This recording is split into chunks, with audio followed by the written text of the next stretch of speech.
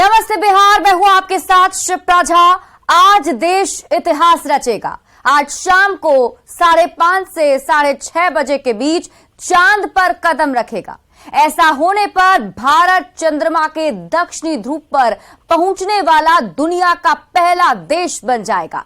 भारत ही नहीं बल्कि पूरी दुनिया इस ऐतिहासिक पल का टकटकी लगाए इंतजार कर रही है। इसरो ने जो लॉन्गिट्यूड और लैटिट्यूड बताया है वो मैनिंजस क्रेटर की ओर इशारा करता है, इसलिए शायद उसके आसपास ही लैंडिंग हो। पहले जो चंद्रयान 3 अंतरिक्ष में 40,000 किलोमीटर प्रति घंटा की रफ्तार से चल रहा था, अब वो लैंडिंग कछुए की गति से भी कम स्पीड में करेगा। औसत कछुए 4 से 5 मीटर प्रति सेकंड की गति से तैरते हैं, 1 से 2 मीटर प्रति सेकंड की स्पीड से जमीन पर चलते हैं और कछुए के नए बच्चे तो 30 घंटे में 40 किलोमीटर की यात्रा पूरी करते हैं।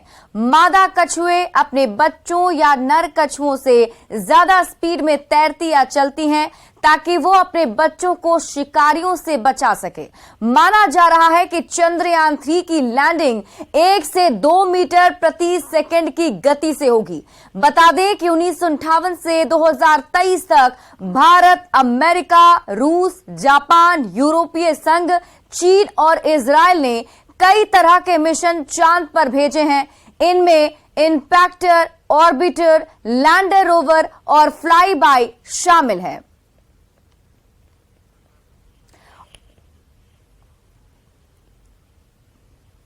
तो देखिए किस तरीके से हम आपको बता रहे हैं, आज इतिहास रचने जा रहा है हमारा देश और लैंडिंग के लिए विक्रम बेकरार है और किस तरीके से लैंडिंग होगी, कैसे ये सब कुछ होगा, इसकी भी पूरी जानकारी दी गई है। विक्रम लैंडर जो है वो सतह के प्लाज्मा का घनत्व नापेगा और चंद्र सतह के तापीय गुणों का माप करेगा। लैंडिंग स्थल के आसपास भूकंपीयता को मापेगा। इसके साथ ही चंद्र परत की संरचना का चित्रण करेगा। लैंडर और रोवर के पास करीब 14 दिन का समय होगा, यानी रोवर सिर्फ लैंडर के साथ संपर्क में रहेगा। लैंडर सीधे पृथ्वी से कंट्रोल होगा, यानी यहां से उसे कंट्रोल किया जाएगा। और चंद्रयान 3 के जो मिशन है उसके बारे में अब आप समझिए। चांद की सतह पर सुरक्षित और सॉफ्ट लैंडिंग करना ये पहला मिशन है। चांद पर रोवर ठीक से काम करे इसका ध्यान रखना है। चांद की सतह पर वैज्ञानिक प्रयोग करना चंद्रयान 3 का उद्देश्य है और ऐसे में एक बड़ी जानकारी चांद को लेकर सामने आ सकती है, क्योंकि दक्षिणी ध्रुव पर अभी तक कोई भी देश नहीं पहुंच सका है और अगर सॉफ्ट लैंडिंग आज हो जाती है तो भारत इतिहास रचेगा।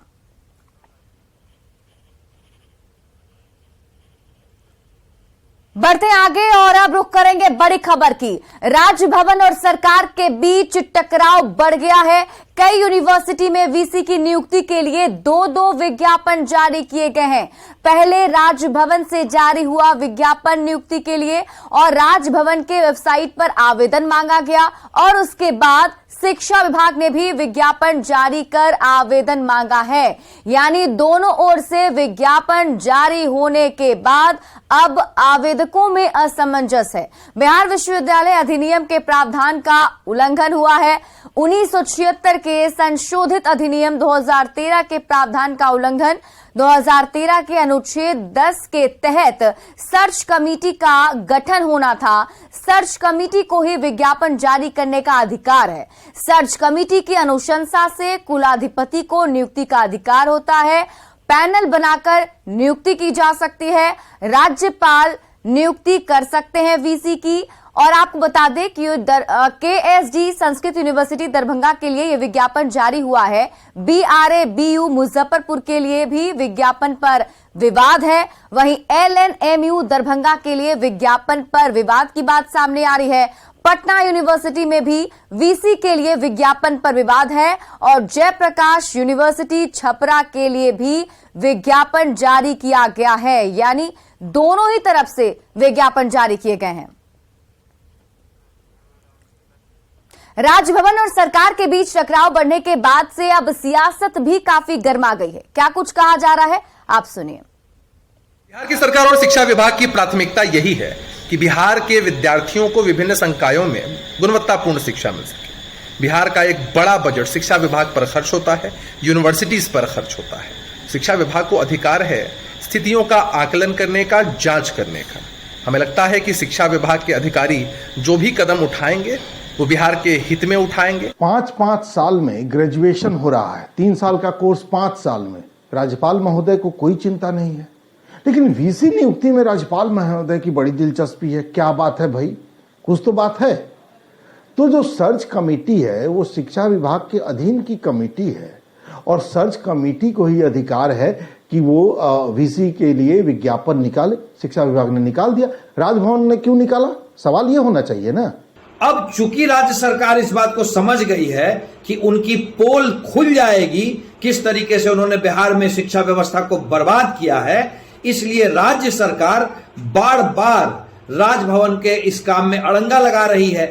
हद तो यह हो गई है कि जो अधिकार क्षेत्र राजभवन का है उसमें राज्य सरकार अनावश्यक घुस करके सारे के सारे प्रोसेस को स्टॉल करने की कोशिश कर रही है। और रुक करेंगे बड़ी खबर की। बड़ी खबर नालंदा से है, जहां अज्ञात अपराधियों ने एक भूसा व्यवसायी की गोली मारकर हत्या कर दी है। वारदात छबीलापुर थाना क्षेत्र के पटेल नगर टोला का है। हत्या करने के बाद अपराधी मौके से फरार हो गए। बताया जाता है कि पटेल नगर निवासी भूसा व्यवसायी अजय सिंह की अज्ञात अपराधियों ने 5 गोली मारकर निर्मम हत्या कर दी। हत्या के पीछे की वजह पैसे के लेन देन का विवाद बताया जाता है। फिलहाल पुलिस मौके पर पहुंचकर पूरे मामले की जांच में जुटी हुई है। ड्राइवर का खाना लेकर जा रहे थे सवेरे ना, रात में 7 बजे, तो उधर ही छेक कर पहले पीठ पे मारा, फिर गर्दन पे यहाँ पे एक गोली मार दिया। कोई दुश्मन मार दिया था। कोई से झगड़ा भी हुआ था? नहीं, झगड़ा नहीं होता है। इस वक्त की बड़ी खबर पटना से है, जहां अपराधियों ने एक साथ 2 युवकों को गोली मारी है। ये घटना कदम कुआं थाना क्षेत्र के राजेंद्र नगर इलाके की है। मिली जानकारी के अनुसार 3 बाइक सवार अपराधियों ने दोनों को दौड़ाकर गोली मारी। एक व्यक्ति को पेट में गोली लगी है, जबकि दूसरे को जांघ में गोली लगी है। पुलिस ने दोनों घायलों को पीएमसीएच पहुंचाया है, जहां उनका इलाज चल रहा है। इस घटना के बाद से पूरे इलाके में दहशत का माहौल बना हुआ है। राजेंद्र नगर पौष इलाका है, वहां पर इस तरह की घटना पुलिस की गश्ती को लेकर कई सवाल खड़े करती है। पुलिस ने मौके से 3 खोखा बरामद किया है।